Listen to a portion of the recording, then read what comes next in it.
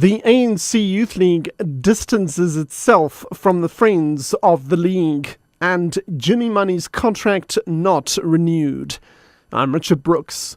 The ANC Youth League has distanced itself from the Friends of the League organisation that has been giving expelled Youth League President Julius Malema a platform to vent his anger at the government.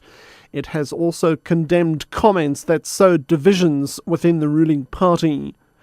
The League says it cannot be held responsible for actions by the group. Last week, Malema blamed President Jacob Zuma for the killing of 34 miners at Marikana and called for his resignation.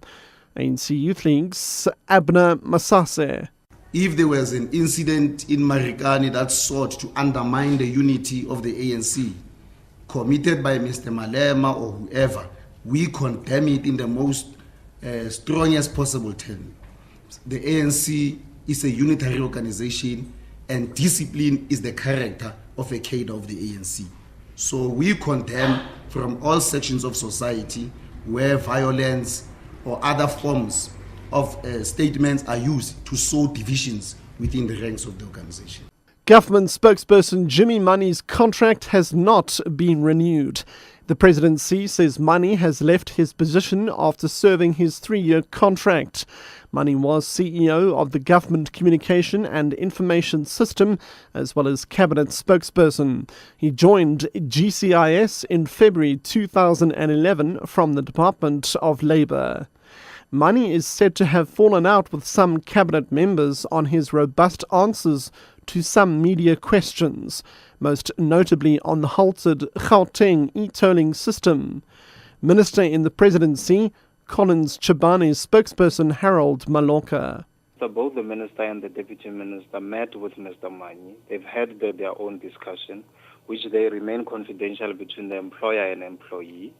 But what I can say is that following the expiry of the contract, Mr. Mani was thanked for his work, and the minister has emphasized that he is happy with the work that Mr. Mani has done during his reign as the Chief Executive Officer of GCIS. The minister has appointed the Deputy Chief Executive Officer responsible for corporate services at the GCIS to be the acting Chief Executive Officer until the position has been filled.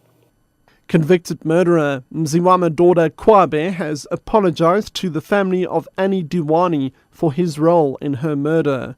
Kwabe, who has entered into a plea agreement with the state, testified against his co-accused, Oline Mgeni, in the Western Cape High Court.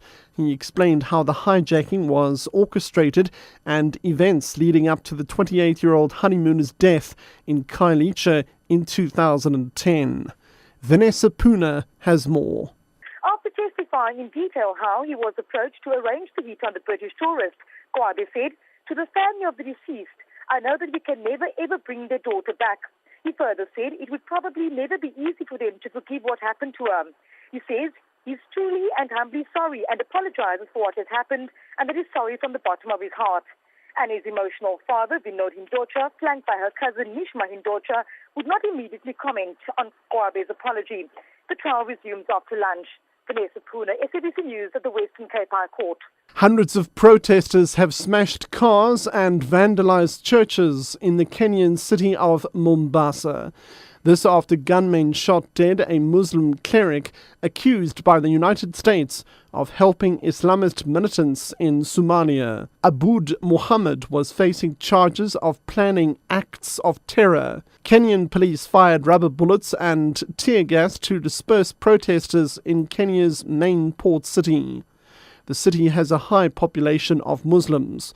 Protesters stoned cars along the main highway and burned tires to prevent cars from using the road.